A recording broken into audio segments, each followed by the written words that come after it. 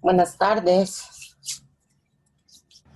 Buenas tardes. Buenas tardes. ¿Cómo están?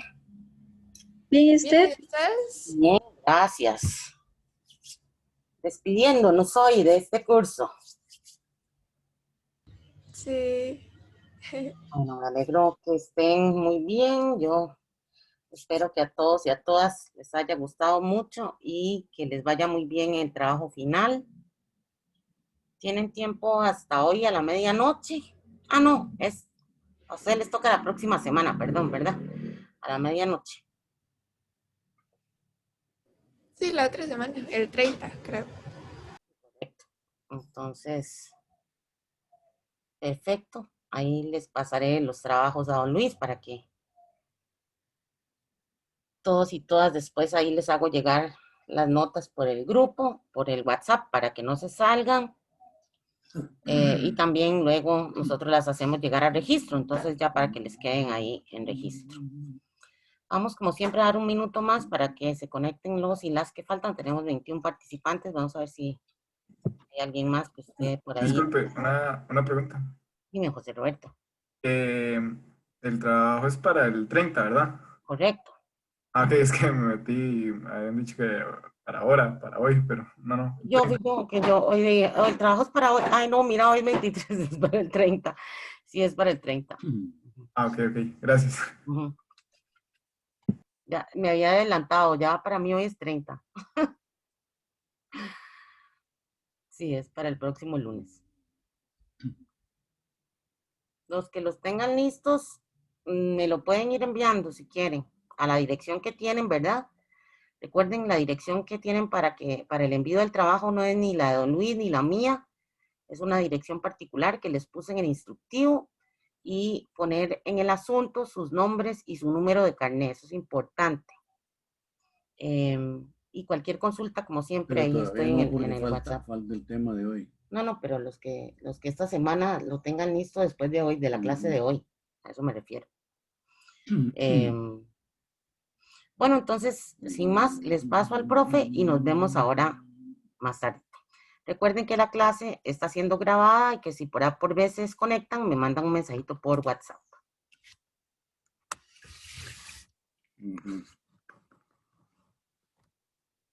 Buenas tardes, ¿cómo están? Buenas tardes, profe. Buenas tardes. Buenas tardes. Hola, me alegro mucho, Buenas tardes.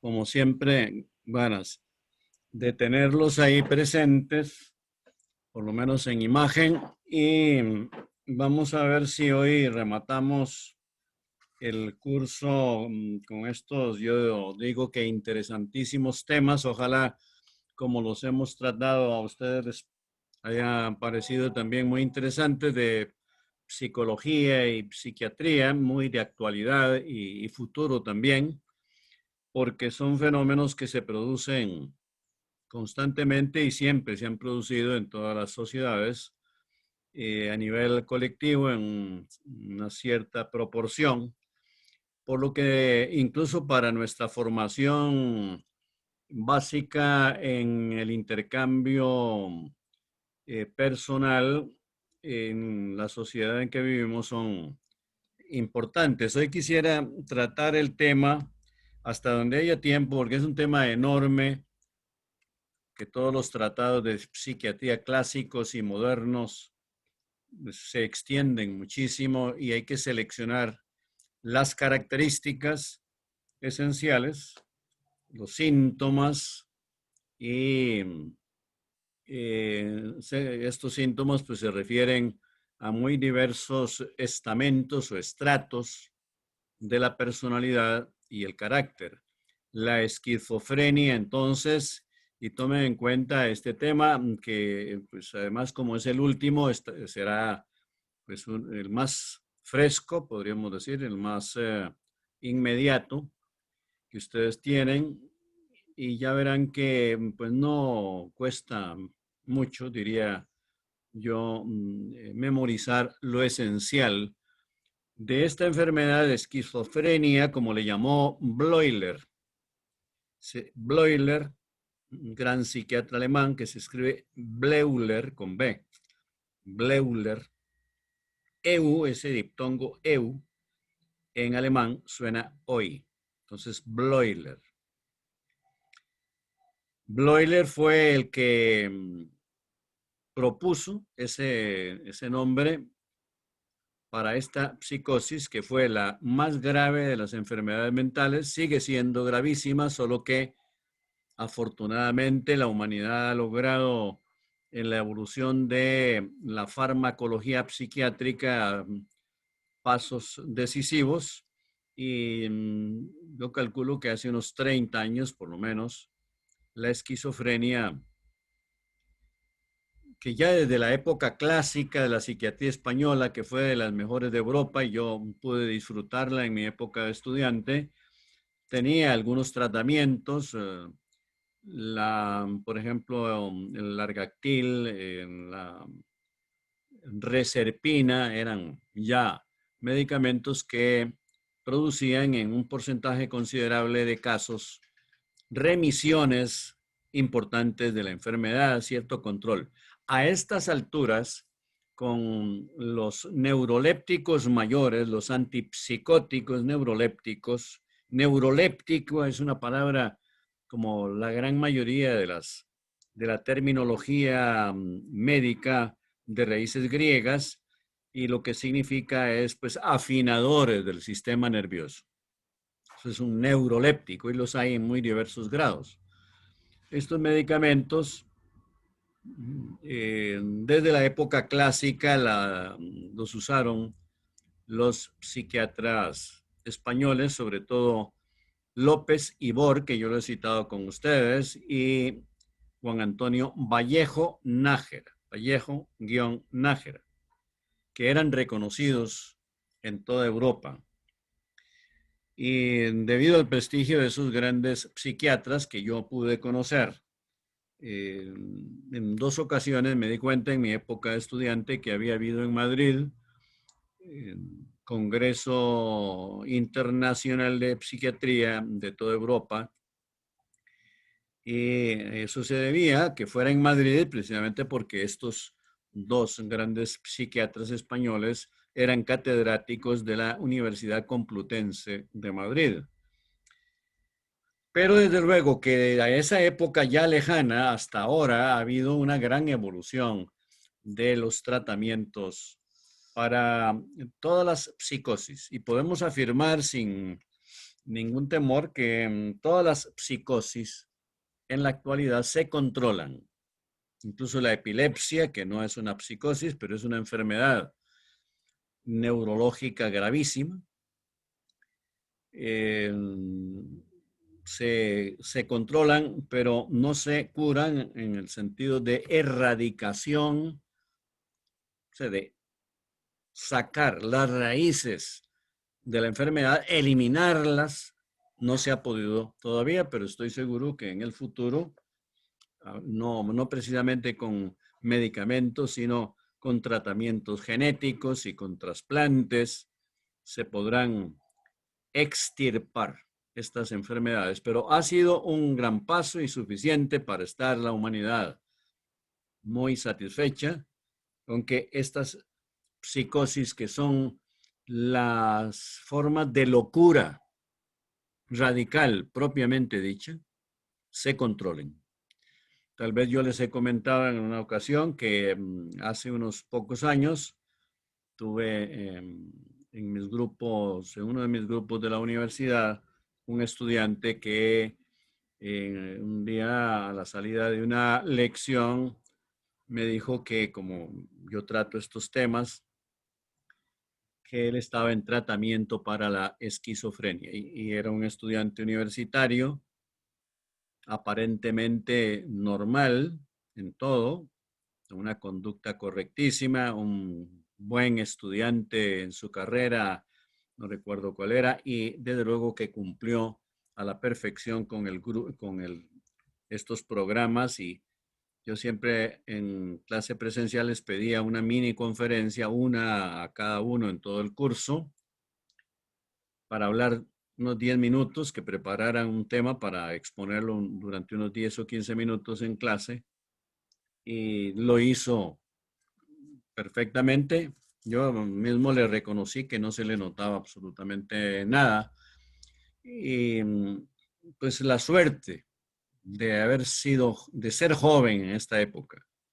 Porque si ese muchacho que tenía unos 20 años, hubiera tenido 20 años, hace 30 años el destino hubiera sido fatal de estar encerrado en un manicomio. Porque pocos años después empezaron a haber estos tratamientos, pero cuando ya el cerebro de estas personas estaba intoxicado de una manera irreversible, ese era el problema. Por lo que lo primero que, bueno, que tenemos que decir en cuanto a esencia y de curso histórico de la esquizofrenia es que la primera denominación que recibió esta psicosis a finales del siglo XIX por Kraepelin, que se escribe con K, Kraepelin, vayan anotando todo lo que puedan, Kraepelin, le había llamado demencia precoz. Demencia porque en esa época no había tratamiento alguno para esta enfermedad. Y en los estados avanzados de la enfermedad se producía una demencia total, o sea, una destrucción de las facultades mentales y destrucción de la personalidad, por supuesto. Ya veremos y subrayaremos los síntomas fundamentales que son gravísimos. Y precoz, porque aparecía en los primeros años de la juventud adulta, muchos de ellos en la adolescencia, 18 años, 17, 18 años, aparecían en muchos casos ya con síntomas de graves psicológicos, de demenciación, de absurdidad de la conducta y de las ideas y de la conducta. Y por tanto, a eso se debía que le llamaran precoz. Ha sido una ventaja con los tratamientos actuales que han evolucionado mucho en los últimos 30 años, que fuera precoz, porque detectada a tiempos que se evita, aunque no se erradica la enfermedad, erradicar es sacar de raíz, ya dije. Bueno, entonces, que por lo menos se lograba con estos tratamientos que controlar las sustancias químicas y biológicas anómalas, metabólicas, que aparecían en los exámenes de sangre de estos enfermos esquizofrénicos. Y entonces se lograba que el cerebro siguiera funcionando normalmente, que no llegara a una intoxicación irreversible. Todo lo que se produce en nuestro cerebro resulta irreversible. Las neuronas, aunque en los últimos años se ha comprobado que se regeneran considerablemente frente a la neurología clásica, por ejemplo, del máximo genio de la neurología que hubo en el siglo XX, que fue el español Ramón y Cajal, que siempre creyó que las neuronas no se regeneraban, no se reproducían. Se ha descubierto que sí, pero de todas maneras no se repara una lesión cerebral completamente, sino que siempre quedan, para siempre, secuelas graves. Y el nombre entonces, o la denominación de esquizo, con Z, ¿verdad? Esquizofrenia,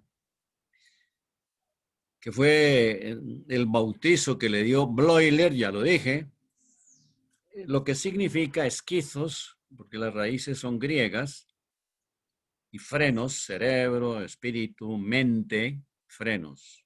De ahí frenología, el estudio del cerebro. Entonces, esquizofrenia es la escisión. Hay que subrayar estas palabras con doble SC. Escisión. Rasgadura o división, desdoblamiento de la personalidad. Eso es lo que significa esquizofrenia. Escisión, división, rasgadura central, desdoblamiento de la personalidad. Vean ustedes, ya tienen que intuir la gravedad de esta enfermedad que divide a la persona, o dividía, porque detectada a tiempo, ya dije, la enfermedad se controla. Pero siempre con rasgos psicopáticos, o sea, patológicos, con trastorno de personalidad, como ocurre también con las epilepsias, que se controlan todas, pero que no puede evitarse, todavía la humanidad no ha logrado tanto como para evitar que los epilépticos tengan anomalías a veces graves de la personalidad. Pero se evita, por ejemplo, en la epilepsia de Gran Mal, ¿verdad?, que era un espectáculo terrible de caída al suelo, como si fuera una fulminante con trastornos de la psicomotilidad, con parpadeos, con palidez mortecina, en que todo el aspecto de la persona es el de un sujeto que se está muriendo y que además con convulsiones horrendas que asustan a cualquiera. Y sí, eso se ha evitado en las epilepsias, pero ya les digo que se controlan pero no se curan. Y las personas epilépticas tienen trastornos de personalidad y de conducta. Es lo que ocurre con los esquizofrénicos. La evolución entonces de la esquizofrenia ha sido enorme, sobre todo en el tratamiento, porque los síntomas son siempre los mismos. Quiero decir también que se comprobó ya desde la psiquiatría clásica española y norteamericana que no es una enfermedad que tenga como causa, se llama en psiquiatría y en medicina en general, bueno, en cualquier ciencia se aplica la palabra etiología. No es, si yo digo, no es de etiología psicógena, o sea, estoy diciendo que no tiene su origen causal en algún acontecimiento muy contundente que haya tenido la persona, como ya les dije yo hace tiempo cuando hablamos de las neurosis, que ocurre en ellas, que la mayoría, o bueno, todas las neurosis reactivas, porque hay las neurosis endógenas, que es donde está lo que yo les he mencionado a ustedes y algunas cosas hemos estudiado ya, la timopatía ansiosa, que no es otra cosa que una neurosis endógena, o sea, de origen interno, frente a las neurosis de origen externo, que son reactivas a acontecimientos. Y se descubrió entonces que la esquizofrenia, ahí donde aparece, en cualquier país, en cualquier continente, en cualquier lugar en que aparezca un esquizofrénico, tiene las mismas características que cualquier otro esquizofrénico en el mundo. Por tanto, que no se debe a factores ambientales, sociales, por ejemplo, ambientales en general, ni a acontecimientos negativos que haya tenido la persona. Los síntomas son siempre los mismos en África, en Asia, en Europa, en cualquier país donde aparezca un esquizofrénico tiene exactamente las mismas características. Y la proporción demográfica de los casos de esquizofrenia es siempre la misma en cualquier parte. Por tanto, es una enfermedad universal y de etiología orgánica. Si yo le preguntara, por ejemplo, si no le molesta hablar en este momento a Sofía Brillo, Sí, profe. esto de que la esquizofrenia se descubrió ya desde la época clásica, hace muchísimos años, que era una enfermedad de etiología orgánica. ¿Qué es lo que se quiere decir con eso? A mi parecer significaría que tiene origen en el propio cuerpo de la persona, que se debe como a un problema de sus hormonas o de los químicos en su cerebro y no tanto como a factores externos, que era lo que usted mencionaba de las neurosis endógenas. Exactamente, sí, y no es que no tanto para precisar un poquito, no es que no tanto por factores ambientales o simplemente personales que le han ocurrido a la persona, sino que definitivamente no tenían ninguna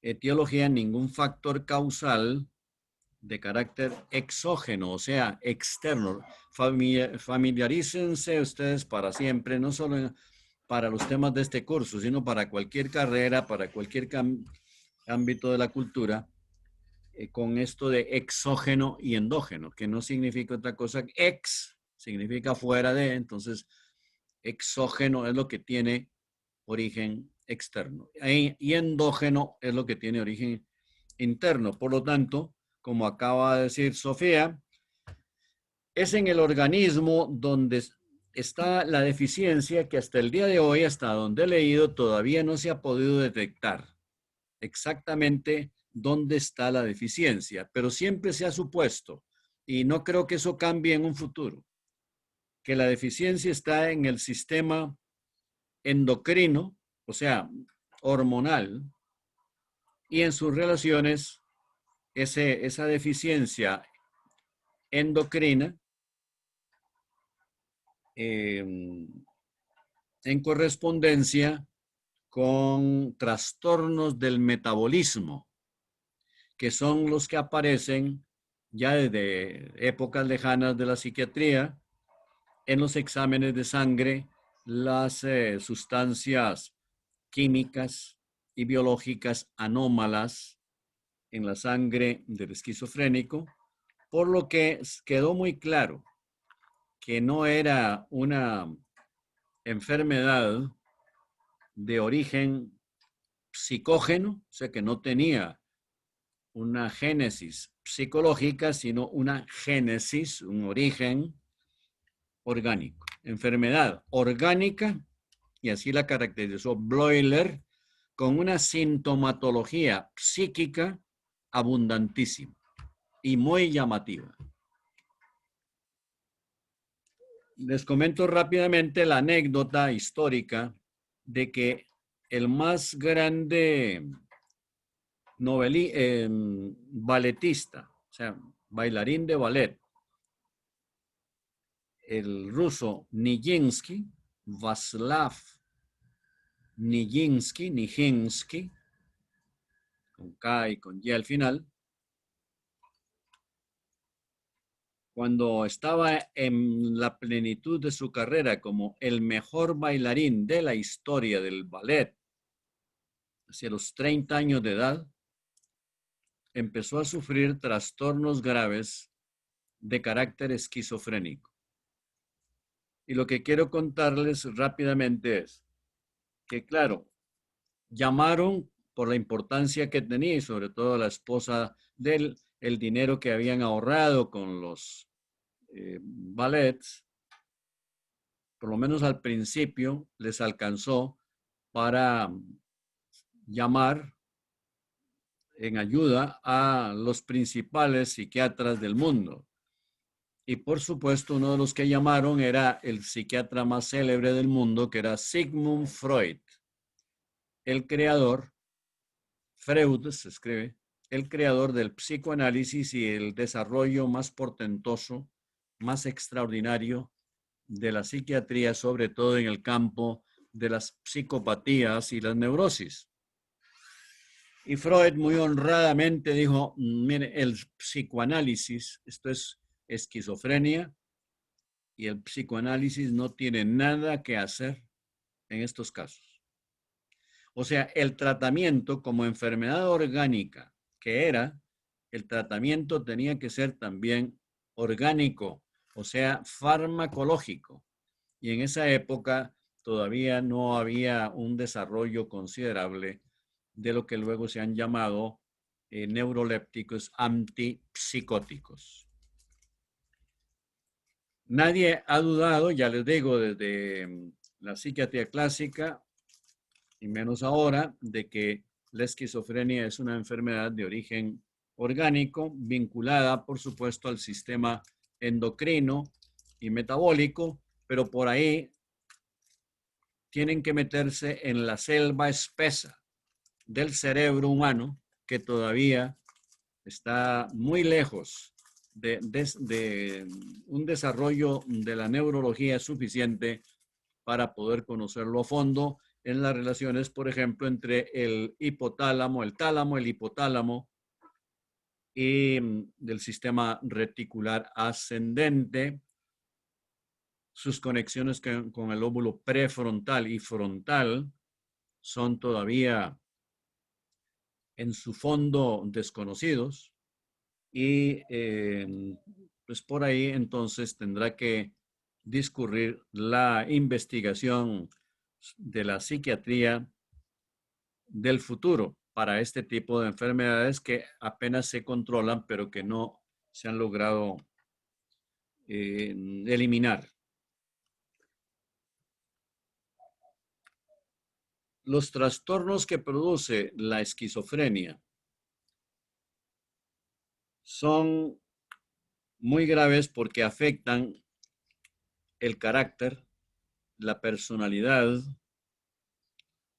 y lo que llamó un filósofo, aunque no desde el punto de vista psiquiátrico, porque nunca se ha sabido que se dedicara a ningún estudio psiquiátrico, que fue uno de los grandes filósofos de la primera mitad del siglo XX, bueno, de los más grandes filósofos del siglo XX, fue Martin Heidegger, alemán, escrito con H, Heidegger, doble G. H. Heidegger. Heidegger, que en su obra máxima, Sein und Zeit, ser y tiempo, desarrolló una especie de radiografía de la conciencia existenciaria, de las relaciones de la conciencia humana con el mundo exterior y con sus fenómenos internos. Y lo que él llamó, Heidegger llamó el estar en el mundo, porque siempre insistió en esa obra durante 500 páginas que el ser humano es un ser en el mundo. In der Welt sein, repite la frasecita en su idioma alemán constantemente. Entonces, los psiquiatras españoles que conocían muy bien esa obra de Heidegger, por ejemplo, Vallejo Nájera, López Ibor sobre todo, fue muy aficionado a ese campo, que era muy contemporáneo de él, y sé que conocía la obra de Heidegger, consideró que en la esquizofrenia lo que falla fundamentalmente es el estar en el mundo, que el enfermo esquizofrénico no está en el mundo de una manera normal y adecuada, sino distorsionada, incomprensible y absurda. Traten de apuntar lo que muy despacio estoy diciendo. Recuerden que este ya es el último tema del curso para que la próxima semana me puedan mandar el trabajito de síntesis y que incluyan este, que es muy importante, resumido, claro, como todos los demás, para que el trabajo que nos envíen ustedes no sea demasiado extenso, no es necesario y además, pues, para que ustedes no tengan demasiado trabajo y se enfrenten a otros compromisos académicos y por parte nuestra también poder leerlo con bastante detenimiento y que en ese sentido no sea demasiado extenso, o sea, muy resumido y con títulos de los principales temas que hemos tratado en el curso. Y entonces, hasta López Ibor propuso para esta manera esquizofrénica de estar en su mundo, el verbo disestar,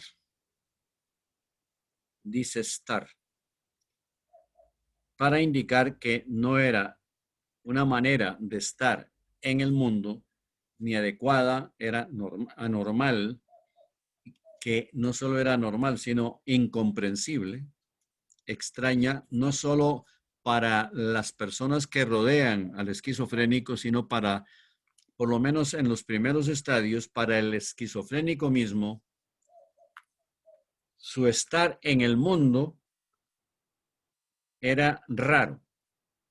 Y ven ustedes la tragedia de un enfermo de esta índole, que en las primeras etapas el enfermo no está demenciado, por lo menos estamos hablando de un periodo en que la enfermedad no se podía controlar. Porque ya en la actualidad, desde hace unas 2 generaciones, el tratamiento impide pasar por varias etapas en que el cerebro pues, se va intoxicando. Pero de todas maneras, ya hemos dicho que unas secuelas de la enfermedad que se mantiene latente, que no se desarrolla, que no intoxica el cerebro, implican ciertas características de la persona que no son totalmente normales. Pero cuando se trataba de una enfermedad que todavía no tenía tratamiento adecuado, el primer alarmado, por eso les digo, qué tragedia. El primer alarmado era el enfermo, porque empezaba y es cuando de una manera pues intensa y espectacular, lamentable, el enfermo acudía a un psiquiatra para que le diagnosticara porque él se sentía raro. A la pregunta inmediata del clínico, bueno, ¿y usted en qué le puedo ayudar? ¿Qué es lo que usted está padeciendo? ¿Qué es lo que le preocupa? El enfermo, pues sinceramente decía de inmediato, doctor, pues lo que me pasa es que me siento extraño. Bueno, ¿en qué sentido? Pues en que no soy el mismo, ni considero las mismas a las personas que me rodean. Y como en qué las nota diferentes, hay que preguntar. Entonces el enfermo puede decir, pues que no las reconozco con la misma intensidad como personas mías, o sea, como parientes o amigos íntimos, o un hermano, cualquier pariente, miembros de la familia. Me parece extraña su actitud hacia mí y la manera como me hablan. Y también yo internamente me siento raro en cuanto a lo que digo y a la actitud con ellos. Por lo tanto, aquel tema que hemos estudiado y que repásenlo porque y lo resumen lo mejor que puedan, lo más lacónicamente posible, el tema de la afectividad y los trastornos más importantes de la afectividad. El enfermo esquizofrénico en la etapa inicial se siente como que su comportamiento no es el que él ha tenido siempre, ni su manera de sentirse dentro de su mundo. ¿Cuál mundo? El mundo de la conciencia, el mundo íntimo, que son todos los acontecimientos mentales, los fenómenos de conciencia.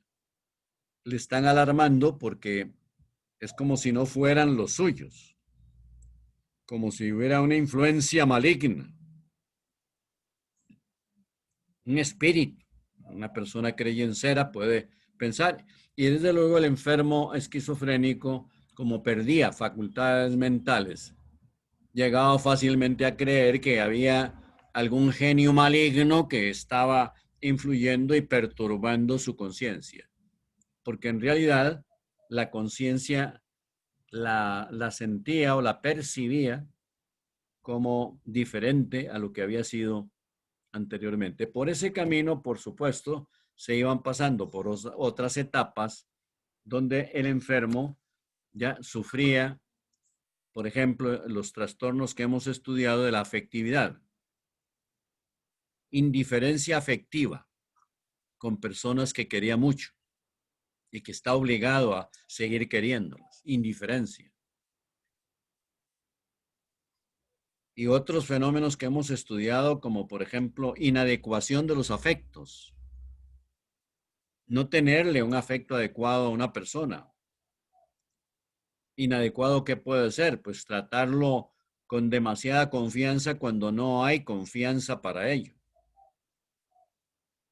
O con desconfianza cuando se trata de una persona muy conocida. Esos son inadecuaciones de los afectos. Y también, pues, la inversión de los afectos la hemos estudiado. ¿Y qué consiste? En sentir odio por una persona que debemos adorar. Y a la inversa, adorar a una persona que deberíamos odiar. Entonces, considerar como a una persona que debemos tratarla con indiferencia porque no le debemos nada, ni hay cariño alguno, ni la hemos tratado en muchas ocasiones o tal vez en ninguna, y que sentimos un cierto afecto por ella. Muy diferente a sentirse atraído por una persona que nos gusta, eso es otra cosa. Por lo tanto, estas rarezas y luego ideas también que el enfermo considera que son raras y que le da la impresión que se las están soplando algún espíritu. Por ejemplo, ideas destructivas, ideas de agresión, malas ideas, dice él mismo, que tengo últimamente. ¿Con malas ideas de qué? Pues deseos de matarme o deseos de tener oportunidad de matar a alguien, como un cierto rencor, no sé con quién. Imagínense ustedes, todas esas ideas y esas inclinaciones son sumamente preocupantes para cualquiera. Pero la enfermedad, cuando seguía su curso sin tratamiento adecuado, ya les dije que afortunadamente estamos hablando de una enfermedad no erradicada, pero sí controlada. Pero en los periodos hace de 30 años para atrás, en que no había ni siquiera un verdadero control de la enfermedad seguía su curso y se llegaba a trastornos también de la ideación. Y la persona tenía ideas absurdas. Esos son lo que se llama delirios.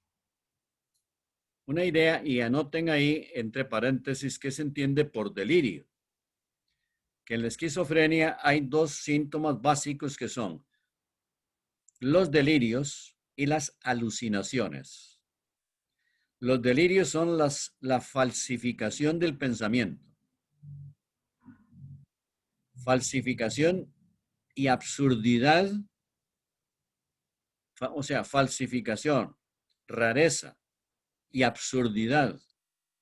Finalmente, incomprensibilidad de una idea o de un conjunto de ideas. Eso es el delirio. Espero que hayan anotado esas características. Rareza, absurdidad, pues lo que significa es que no tienen lógica normal. Tienen una antilógica. Son razonamientos absurdos. Como son absurdos, no entendemos el pensamiento del esquizofrénico. Él tendrá sus vivencias, pero él tampoco tiene capacidad racional como para justificarlos o para explicar por qué le apareció esa idea. Por tanto, una idea delirante es una idea falsa. Ya dije las características, pero resumiendo, es una idea falsa, patológica. Porque ideas falsas podemos tener todos, las hemos tenido en algún momento en que nos hemos equivocado. Pensábamos de una persona algo y luego resultó que no era como pensábamos. Era un error. Era falsa la idea, pero no es patológica. No es una idea esquizofrénica. Entonces, la idea falsa de la esquizofrenia no solo es falsa, sino que es absurda, es ilógica. No tiene fundamento lógico. Eso es lo que se quiere decir con que es una idea patológica. Tercera característica. Ok. Es irrebatible. ¿Alguien quiere hablar? Es que yo tenía la consulta. Usted nos Ajá, hablaba Valeria. Sí, sí, señor. Bueno. Nos hablaba de 3 características de los delirios: rareza, Ajá. absurdidad, ¿y cuál es la tercera? Incomprensibilidad. Por Ok. absurda, las otras personas, tampoco el enfermo, pero las otras personas tampoco entienden, comprenden. Es una idea a la que no se le puede encontrar causa alguna. Ok, muchas Y que gracias. además no tiene fundamento lógico. Por tanto, arranca espontáneamente del fondo patológico, el fondo patológico del psiquismo del enfermo. Entiendo. Gracias. Bueno,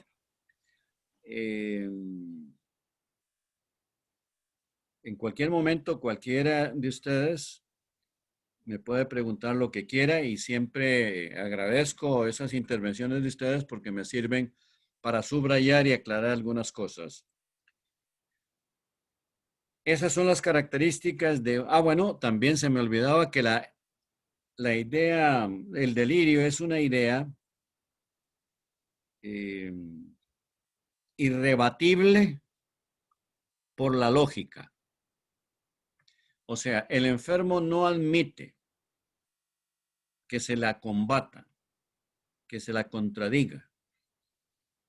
Lo que quiere decir que afectivamente, con afectividad patológica, con afectividad esquizofrénica, el enfermo tiende a defender, aunque no entiende tampoco ni puede explicar la idea que tiene falsa, patológica, la defiende como algo suyo. Y recuerdo en mis clases que siempre llevaban en Madrid, en el curso de psiquiatría, llevaban un enfermo específico para analizarlo, que llevaron un enfermo esquizofrénico y la primera pregunta era del catedrático al enfermo, para que viéramos la respuesta era, ¿cuál es su nombre? El enfermo contestó, no tengo nombre, estoy muerto hace 3 meses. Ese enfermo se estaba manifestando claramente ya con solo esa respuesta, y era la primera, que era esquizofrénico en primer lugar. Los que ya estábamos avanzados en eso entendimos de inmediato que se trataba de esquizofrenia. El catedrático después lo comprobó, nos lo dijo. Y también que ya ahí estaba relativamente avanzada la enfermedad, porque eso suponía que ya el enfermo había perdido su autoidentidad, que es una de las características que tenía esta enfermedad desarrollada libremente sin tratamiento. Despersonalización. Ya dije que la palabra esquizofrenia, significa división, escisión, rasgadura central de la personalidad, desdoblamiento de la personalidad. Y eso supone también separación entre la vida interior, mental, y la realidad exterior. Todos estamos conectados, en mayor o menor grado, pero todos estamos conectados con la realidad en que vivimos, el escenario donde realizamos nuestra vida. Una desconexión de la realidad ya supone una grave enfermedad mental o una situación, puede ser tal vez no enfermedad, sino una situación especial, azorante, tenebrosa, espantosamente preocupante para la persona, un ambiente en que en realidad se sienta desconectada la persona totalmente de ese ambiente. Por tanto, desconexión entre el psiquismo, la vida interior, que es nuestra mente, y el mundo exterior.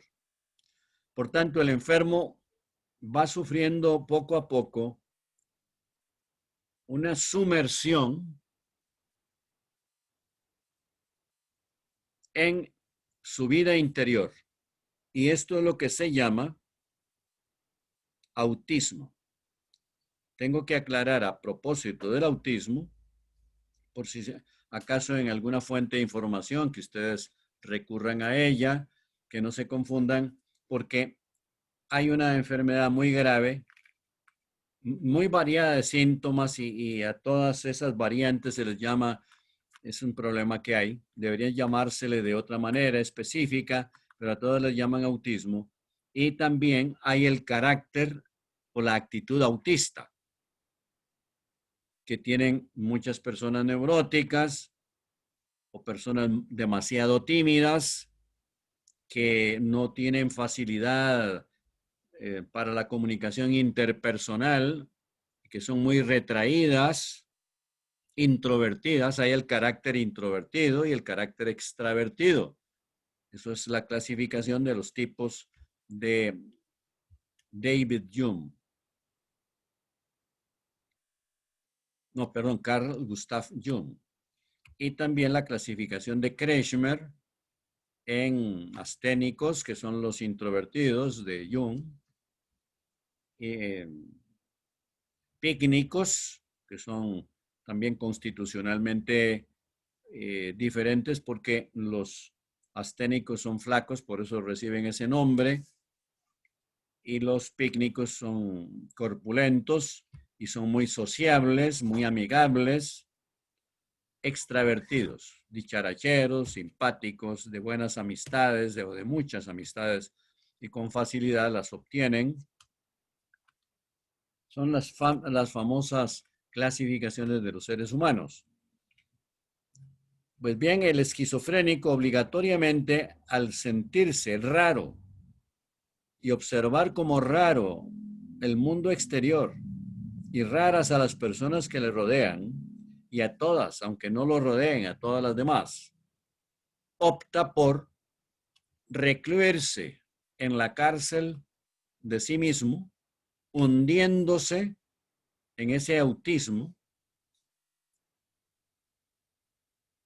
que es una referencia excesiva a sí mismos, en donde empeora su rareza, el trastorno de su conducta, que queda reducida prácticamente a la nada, y que en la época en que no había tratamiento, el paradero de estas personas era inevitablemente el manicomio.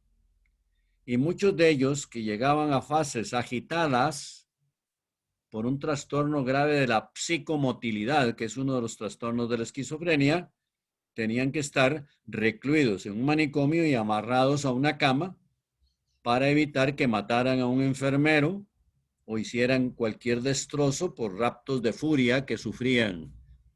Este enfermo esquizofrénico agitado, con agitación psicomotriz, porque desde luego uno de los trastornos de la esquizofrenia, repito, cuando no tenía tratamiento adecuado y precoz, se producía un trastorno grave de la psicomotilidad, o sea, de la relación entre las condiciones motóricas, o sea, de movilidad de nuestro cuerpo, y las condiciones psíquicas. Todos tenemos un psiquismo voluntario, racional, que dirige nuestros movimientos. Nos movemos voluntariamente, no como autómatas, no involuntariamente. Y el enfermo esquizofrénico sufría automatismos, movimientos fantasmales, no dirigidos propiamente por una inteligencia, porque ya ahí se supone que hay un deterioro de la personalidad. O sea, un deterioro no solo de la personalidad y de la conducta, ya lo estamos explicando, sino un deterioro de las facultades mentales fundamentales. No, cosa curiosa, no se les deterioraba la memoria, pero se le deterioraba la capacidad que todos tenemos de vernos a nosotros mismos en nuestras condiciones normales. O sea, nosotros tenemos una orientación intrapsíquica. Estamos orientados, claros, en nuestra conciencia con nosotros mismos. Los esquizofrénicos, ya dije, desde el principio empiezan a sentirse raros, como que en su conciencia esté otro personaje que ya no es él, o que algo le está pasando a él, y se alarma incluso por esa situación. Eso es orientación intrapsíquica o desorientación intrapsíquica. Desorientación respecto a su propia vida mental. Y la orientación alopsíquica, hacia lo otro, alopsíquica, con PS, alopsíquica, también porque no comprende ni siquiera a las personas demasiado conocidas que lo han rodeado siempre, ni considera a las otras personas, las que ve en la sociedad, como si fueran seres humanos normales, sino que todo el mundo, la realidad material y personal, le parece extraña. Y esa extrañeza y también las cosas que habla no son comprensibles, las cosas que dice, porque hay, sobre todo ya dije que la memoria no les falla. Es interesante esto, curioso, es un dato que siempre me ha llamado la atención. Claro que cuando llega a la destrucción total o llegaba de las facultades mentales también arrasaba con la memoria, porque la persona ya vivía en un ahora absoluto, sin capacidad de reconstruir su pasado. Empezando porque ya la despersonalización, como decir, no tengo nombre porque estoy muerto hace 3 meses, es que ya no tiene memoria, ni siquiera para su autoidentidad. Vean qué grave es esto. Y lo que falla desde el principio empieza a fallar. Es la capacidad de juicio y raciocinio. O sea, juicio y razonamiento lógico. Raciocinio es el proceso deductivo, inferencial. No sé si me están entendiendo esto. O sea, el proceso en que llegamos a una conclusión a partir de una base. Deducimos, derivamos una verdad de otra. O sea, relacionamos un pensamiento con otro. Llegamos a una conclusión respecto a un pensamiento o algo que ha ocurrido.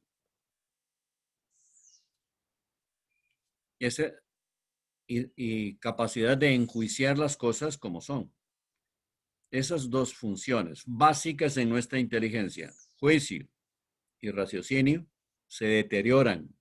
Desde el principio empiezan a fallarle al enfermo.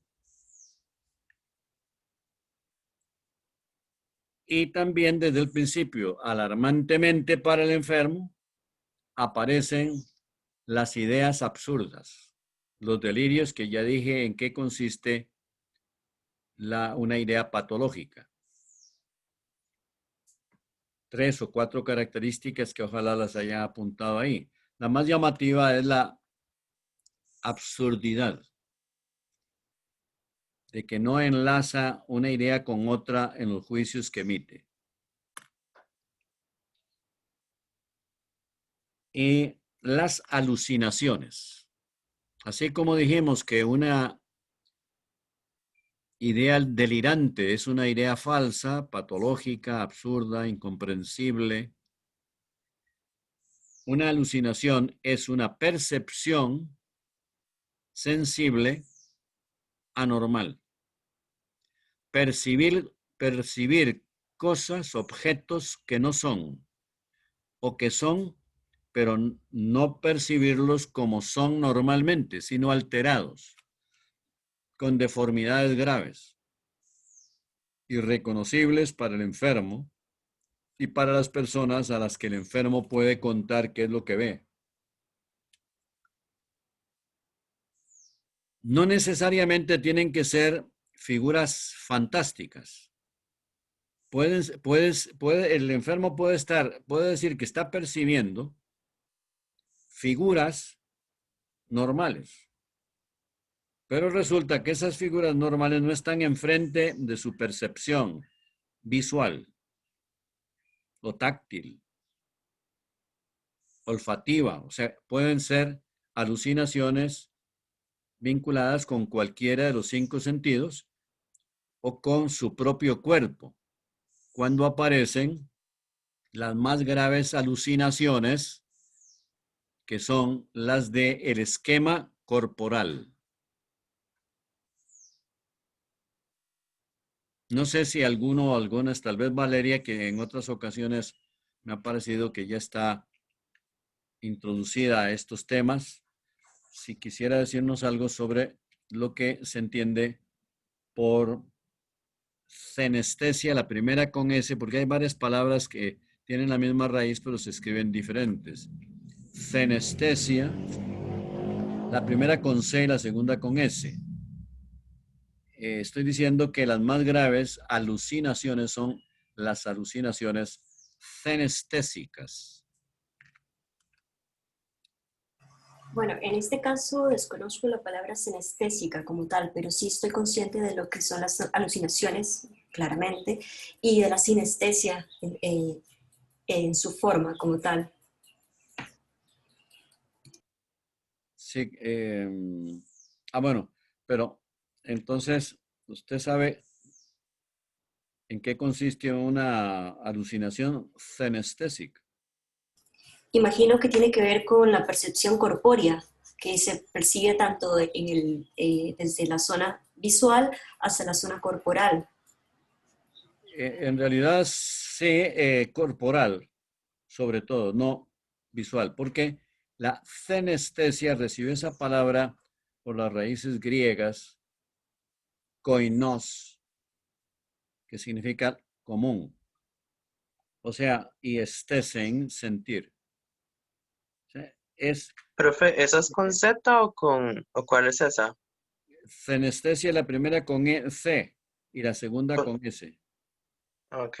Senestesia. Ujú. Ujú. Y anoten ahí, entonces todos, esto que es muy importante, que la senestesia es, por las raíces mismas griegas, koinos significa común, entonces, y stein, sentir, estar, sentir sobre todo. Entonces, es un sentimiento sensorial básico de nuestro propio cuerpo. Eso es la senestesia. Entonces, una alucinación senestésica es una alteración en la manera de sentir nuestro propio cuerpo. Por ejemplo, bueno, es que en la esquizofrenia se da una cantidad enorme. Algunas nos hacían gracia en la época de estudiantes cuando algún enfermo las contaba o el catedrático nos las explicaba. Cuando un enfermo confiesa que sus piernas son de humo. Si él dice que son de humo es porque las siente de humo. Y cuando hay viento, se volatilizan. O que todo su cuerpo es de cristal y que tiene miedo de quebrarse completamente. o que siente que un brazo suyo puede alargarse hasta alcanzar la perilla de una puerta que está a 7 metros de distancia, o que de un quinto piso puede alcanzar unas flores que están en el jardín de la terraza.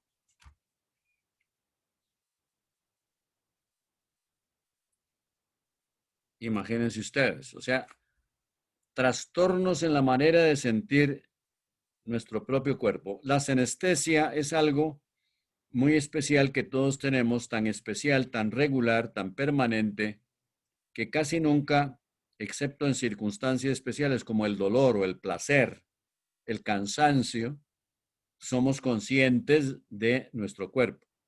Pero como nuestro cuerpo normalmente funciona bien, no nos acordamos y no somos conscientes, no somos reflexivos sobre la sensación básica, eso es sinestesia, la sensación básica de nuestro propio cuerpo.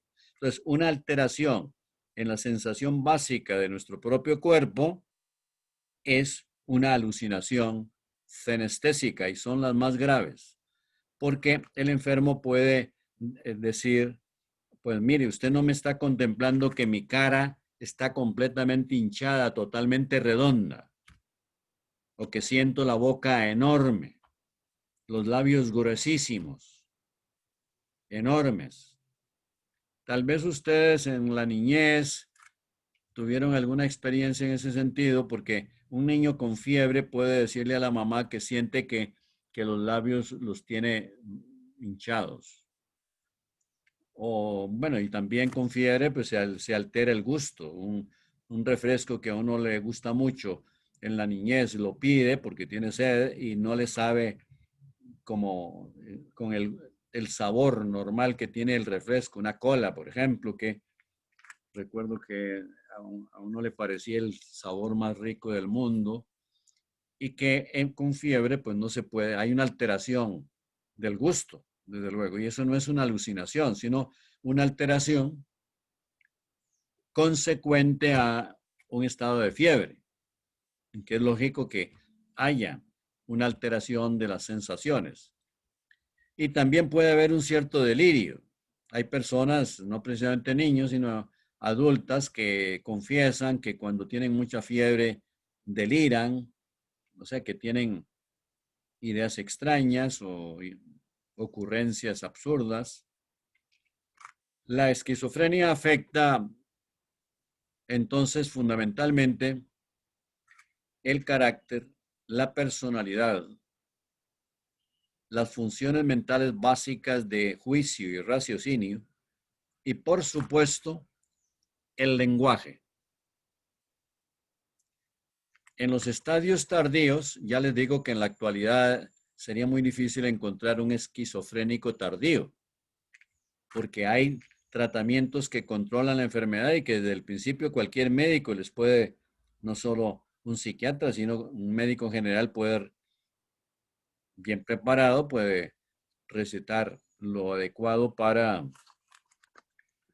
controlar brotes esquizofrénicos y recomendarle también que siga en tratamiento con un especialista en psiquiatría, pero existe esa opción. Pero en épocas anteriores, de 30 años para atrás, los enfermos pasaban por las diferentes etapas y en una etapa ya tardía de catástrofe mental, de destrucción de todas las funciones mentales y de destrucción de la personalidad, con pérdida de la autoidentidad, despersonalización. Y también, después de la despersonalización, una etapa siguiente es nuevamente la personificación, porque el ser humano tiende a ser persona aunque esté en una etapa tardía de la esquizofrenia. El ser humano tiene la necesidad de sentirse sujeto personal, para que ustedes vean lo curiosa que es la naturaleza humana, que después de perder la autoidentidad y decir que está muerto hace 3 meses o que es la sierra de Barba o el volcán Poás o cosas de estas, pasa eso es la enajenación total, pasa a una etapa final de personificación, no final, pero digamos penúltima, cuando por necesidad de sentirse sujeto, porque ya perdió la personalidad que tenía, adopta otra personalidad. Y es cuando el enfermo se identifica con un ser inanimado, o incluso si es una esquizofrenia con algunos síntomas paranoicos, ya hemos estudiado el otro día la paranoia, repásenla en estos días, entonces puede imaginarse y decir que es Napoleón o que es cualquier figura extraordinaria de la historia. Eso es una nueva personificación, claro, como ya culminación de un proceso patológico gravísimo y que demuestra que incluso en las etapas de destrucción de la personalidad y de las facultades mentales, el ser humano sigue teniendo la necesidad de ser un sujeto personal, aunque sea un sujeto enajenado y que ha adoptado una personalidad que no es la suya porque ya había perdido la suya. Ya no recuerda lo que ha sido y por tanto también esa facultad básica de nuestra inteligencia, que es la memoria, la ha perdido totalmente porque no puede tener contacto con su pasado. Es un enfermo autista que además vive en la presencia absoluta y dentro de sí mismo, desligado de la realidad exterior. Y que, por tanto, algo que es común a todas las psicosis, que son el prototipo de la locura. Lo que la gente entiende por loco, fundamentalmente loco verdadero, loco de atar, como dicen en España, son los psicóticos. Y hay dos, bueno, hay la psicosis de la senectud, o sea, de la pérdida de facultades mentales por edad avanzada. Hay la psicosis maníaco-depresiva, que en las últimas generaciones se prefiere una expresión más suave y se le llama enfermedad bipolar, que es una psicosis también, y que no se debe confundir con la personalidad bipolar, porque hay personas normales que tienen un carácter bipolar. Ustedes tal vez han conocido algún caso de personas que unos días están muy contentas, muy comunicativas, dispuestas a todo, y en otros, sin saber por qué ellas mismas, tienen un estado de ánimo negativo, de indisposición, de mal humor, insociables cuando normalmente esas personas son muy sociables, pero hay días, y es cuando la gente dice, no, a ese o a esa, es mejor ver cómo anda la luna para poder hablarle, porque no se sabe si está en una fase de extraversión, o sea, de comunicación social, de buen humor, de disponibilidad, o en la fase contraria. Eso a nivel normal, pero llevado a la psicosis es esta psicosis que también le llaman bipolar y que clásicamente se le llamó psicosis maníaco-depresiva, porque tienen las dos fases, o tenían, porque tiene tratamiento desde la época clásica, con electroshock, que está prácticamente erradicado porque mataba neuronas masivamente, el electroshock.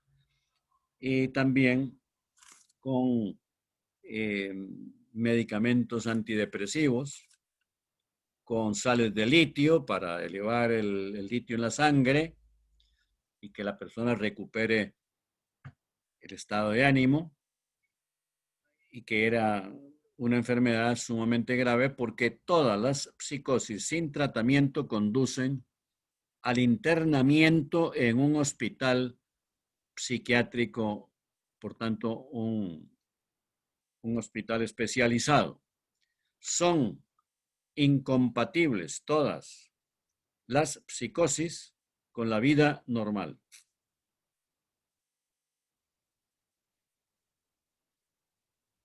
No sé, paro un momento por si hay alguna duda o quieren preguntarme alguna cosa.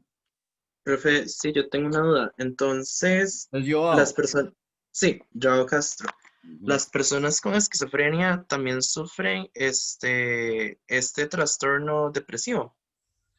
Sí, la esquizofrenia, entre otros síntomas, porque es una sintomatología muy intensa, tienen procesos de depresión horrorosos, en donde es muy frecuente, como en todas las depresiones endógenas, el suicidio. Son enfermos que tienen que estar muy cuidados en el manicomio en que están, porque en cualquier momento se produce el suicidio. Sí, el estado de ánimo de un esquizofrénico es totalmente negativo. No sé si quiere añadir alguna otra inquietud, Joao. No, era solamente eso, gracias. Bueno, rápidamente, porque veo que se me fue el tiempo. Entonces, antes de que doña Cintia les pase la lista para ver la reseña ahí de la asistencia, rápidamente anoten las clases de esquizofrenia más llamativas. Primero, esquizofrenia simple, que es más bien un empobrecimiento progresivo de la afectividad, hasta que la persona queda en una indiferencia total cuando no había tratamiento, ya lo dije. Una apatía total. La hebefrénica, que se escribe con H y B. Hebefrénica. Con alucinaciones y delirios y todo esto que hemos hablado, muy llamativo. Es la más característica de esquizofrenia que hay. Otra que es más característica, o por lo menos más llamativa, es la catatónica. Porque en la catatonía esquizofrénica el enfermo sufría desconexión de la psicomotilidad voluntaria. O sea, no era capaz la persona de conducir su propio cuerpo voluntariamente y quedaba sometido a una flexibilidad cérea que llaman con C de cera, y que el enfermo podía quedar horas o días en una misma posición si no llega un enfermero a cambiarle la posición. Imagínense ustedes lo grave que es eso, y que la catatonía supone también mutismo, porque el enfermo no se atreve a explicar, a comunicar nada, e incluso frunce los labios para evitar que al quedar sus pensamientos afuera, según el se los roben. Y entonces es muy complicado para el psiquiatra extraerle alguna idea, y desde luego que las ideas delirantes las tiene porque el creer que le pueden robar hasta los pensamientos, imagínense ustedes la desconfianza del enfermo. Y finalmente la esquizofrenia paranoide, en que se mezclan síntomas esquizofrénicos, que ya los hemos estudiado, con los que también hemos estudiado paranoicos. La paranoia, recuerden, se caracterizaba por un exceso, razonamiento sistemático con base en una idea falsa. Y llegan a elaborar auténticas novelas de celos o de persecución o de cualquiera de los otros síntomas que hemos mencionado. En el caso de la esquizofrenia paranoide es que son las dos enfermedades juntas, por si alguna sale mal, imagínense ustedes.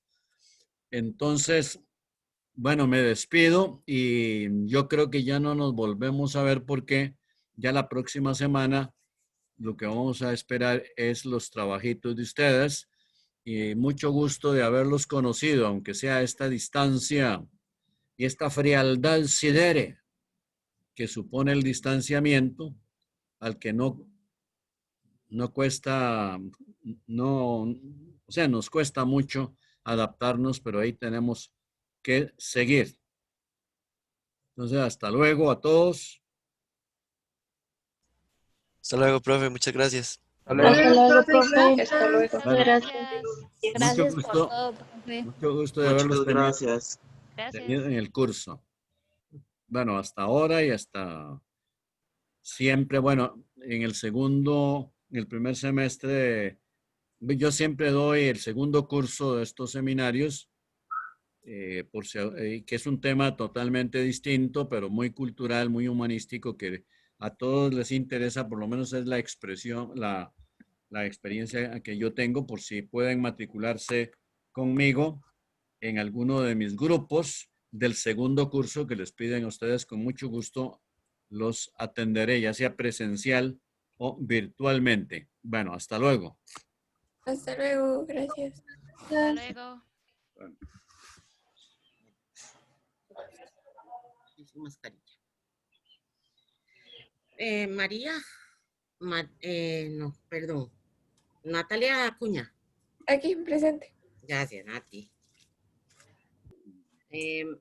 Emily Aguilar. Si pueden encender la cámara, los que no la tienen encendida, por lo menos para acordarme de las caras, para por si me los encuentro en la U, reconocerlos. Emily Aguilar. Presente. Vamos a ver, bueno, Emily no la veo. Denise Méndez. Presente. Gracias, Denise. Pamela Picado. Presente. Gracias, Pamela. Luis Daniel Ferreto. Presente. Gracias, Daniel. Ahí disculpame la demora antes. Valeria Jiménez. Presente. ¿Dónde está? Ah, Valeria. Gracias, Valeria. Josué Ureña. Josué Ureña. A ver si es que no tiene micrófono.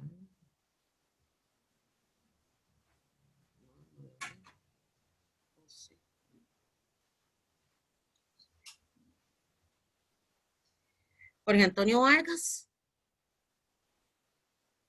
Jorge Vargas. ¿Dónde está? Ariela Alfaro. Presente. Gracias, Ariela. Daniel Argüello. Presente. Ah, gracias, Daniel. Jeremy Arias. Presente. Gracias, Jeremy. Ariana Barrantes. Presente. Ariana, no la veo. Presente. Ah, ok, gracias, Ariana. Lucía Bonilla. Presente. Gracias, Lucía. Cristian Cascante. Está Cristian.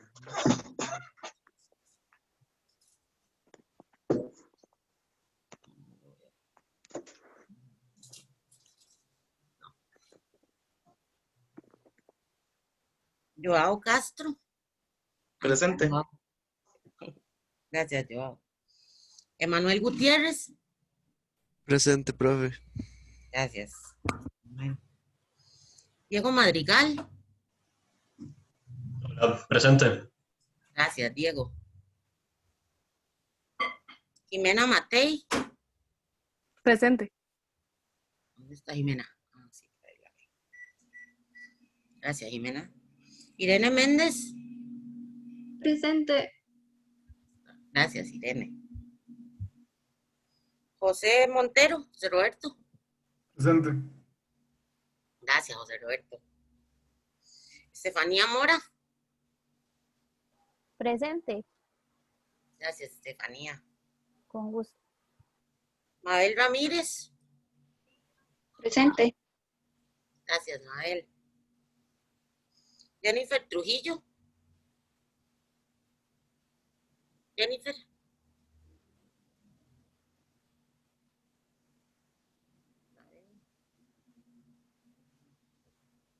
David Zúñiga. Presente. Y Martín Echandi. Presente.